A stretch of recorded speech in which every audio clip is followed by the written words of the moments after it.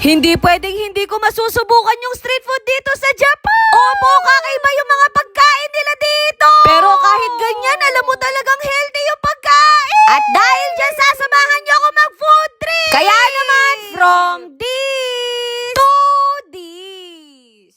At eto nga, nandito tayo sa Dotonbori. Opo, nasa city tayo ngayon. Eto nga yung isa sa mga pinupuntahan nila, etong Glicoman. Kaya naman ginaya ko na rin yung post niya. Hindi nga ako nag-breakfast at lunch kasi nireserve ko yung tiyan ko para dito. Kaya naman ang unang kakainin natin, etong sikat na 10 yen ko. Meron pala silang machine dito kung saan ka mag-order. Kaya lahat ng transaction dito, mabilis na lang.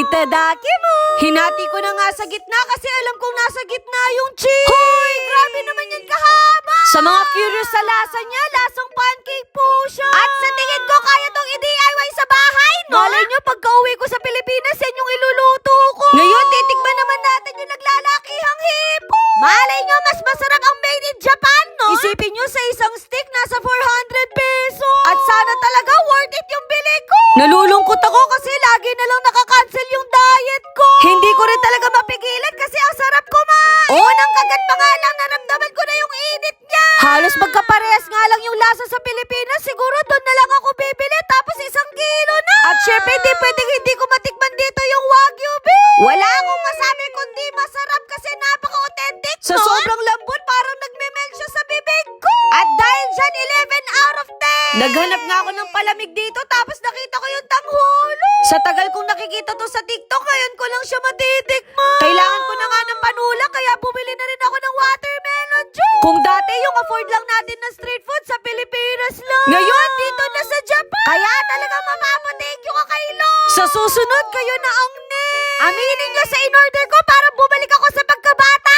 no? Kaya sakto talaga sa mainit na panahon. Ngayon naman, tikman na natin yung tanghulo. Sa nakikita ko, parang sobrang tamis niya. At hindi nga ako nagkamali kasi totoo nga.